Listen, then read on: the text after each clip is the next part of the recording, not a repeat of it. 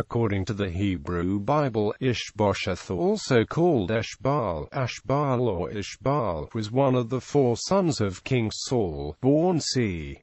1047 BC. Ish-bosheth was chosen as the second king over the kingdom of Israel, which then consisted of all the 12 tribes of the Israelites, after the death of his father and 3 brothers at the Battle of Mount Gilboa.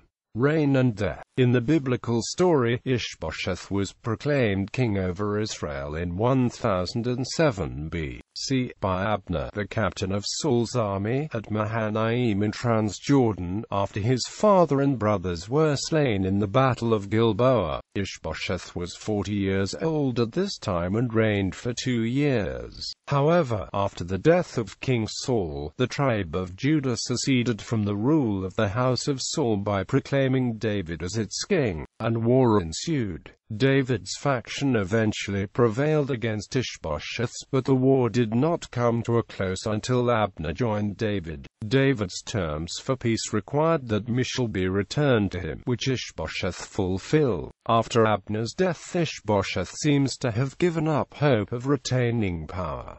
Ish-bosheth was assassinated in c. 1005 B.C. by 2 of his own army captains, Rechab and Baanah, who were expected a reward from David because of this. David, however, refused to give any commendation for high treason. He had both killers hanged with the hands and feet cut off. Ish-bosheth was buried in Abner's grave at Hebron. There is a void in the biblical account as to what happened to the kingship of the non-Judah tribes of the Israelites during the 5 years following the murder of Ish-bosheth, as the united kingship of David is dated as 1000 B.C. The names Ish-bosheth and Ashbaal are unusual in some ways, as they have ambiguous meanings in the original Hebrew that are puzzling. In Hebrew, for Ish-bosheth, Ish means man and bosheth means bashfulness or shame, but it could also mean shameful person. He is also called Ashbaal in Hebrew, meaning master. Baal may also allude to the name of the ancient deity Baal mentioned elsewhere in the Bible. Critical scholarship suggests that Bosheth was a substitute for Baal, beginning when Baal became an unspeakable word, as Adonai became substituted for the ineffable tetragrammaton. The name Ish-bosheth, he is almost exclusively called Ish-bosheth in the books of Samuel in the Hebrew Bible. Now Abner the son of Ner, captain of Saul's host, had taken Ish-bosheth the son of Saul, and brought him over to Mahanaim, and he made him king over Gilead, and over the Ashurites, and over Jezreel, and over Ephraim, and over Benjamin, and over all Israel. Ish-bosheth, Saul's son, was 40 years old when he began to reign over Israel, and he reigned 2 years. When he was prematurely assassinated and King David punished the killers. Rechab and Baanah went and came about the heat of the day to the house of Ish-bosheth as he took his rest at noon, and they came into the house, as though they would have fetched wheat, and they struck him in the groin, and Rechab and Baanah his brother escaped.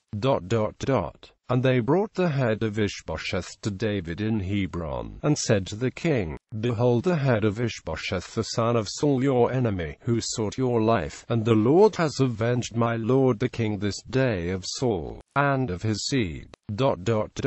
And David answered, Shall I not now require his blood of your hand, and take you away from the earth?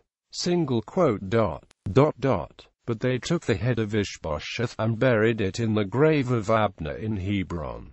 The other name, Ashbaal, Ish-bosheth's name is changed to Ashbaal or Eshbaal in the Book of Chronicles. The rabbinic commentator Milo ben Jafiel Michael, known as the Malbim, basing himself on the commentary of Rabbi David ben Joseph Kimi, says, Ashbaal is Ish-bosheth, as Bosheth, and Baal is one, as in the book of Jeremiah.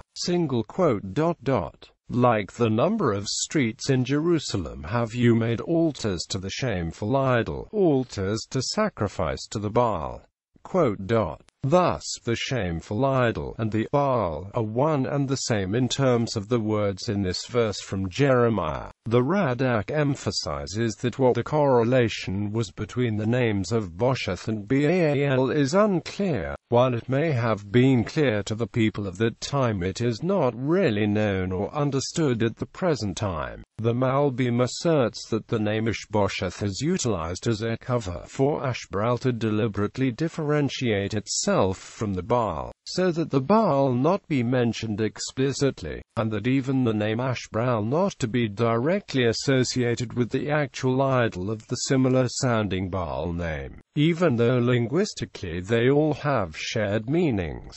Hence the continuing mystery about why the name was given to him in the first place. One possible explanation to that would be that Ashbaal or Eshbaal was his real given name, and that the righteous Hebrews, especially Judahites, couldn't find it in themselves to pronounce the name of a heathen divinity, and so called him Ishbosheth instead. Similarly, e.g. Mephibosheth for Merib-Bar, son of Jonathan, and Merib-Bar, son of Saul. Note that the Bible unashamedly uses Bar, as a common name meaning master, as in e.g. the master of this dog. Archaeology. Israel's Antiquities Authority says archaeologists have discovered a rare 3,000-year-old inscription of a name mentioned in the Bible. The name Ashbaal ben Beda appears on a large ceramic jar found in Kirbeki, Jaffa.